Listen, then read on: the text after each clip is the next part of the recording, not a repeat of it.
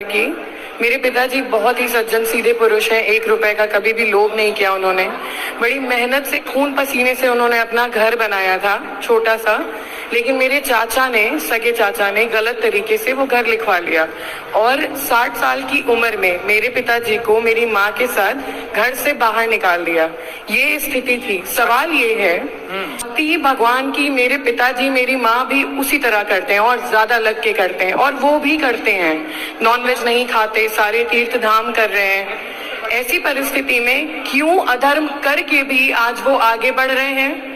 शरीर में कोई रोग नहीं है, हर तरीके से आगे बढ़ रहे हैं। और मेरे माँ बाप जो शुरू से लगे हुए हैं भक्ति में, दान दक्षिणा में, आज बेघर होके किराए के घर में रह रहे हैं और दर दर की ठोकर खा रहे हैं। ऐसा क्यों होता है गुरुजी?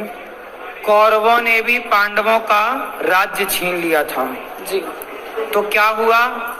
कौरवों ने जब राज्य छीना तो देर तो लगी पर सर्वनाश हुआ।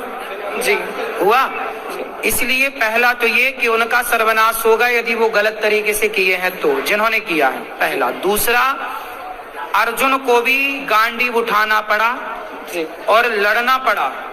कई बार अपने अधिकार की लड़ाई अपने को ही लड़नी पड़ती है। भगवान बोले मैं साथ हूं पर लड़ तू।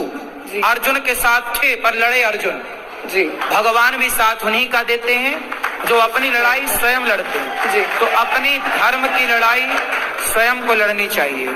ये मेरे पिताजी हैं, बहुत घबराते हैं, बहुत तो आपको अपनी लड़ाई लड़नी चाहिए। क्यों लिखवा लिया आपने? केस नहीं किया?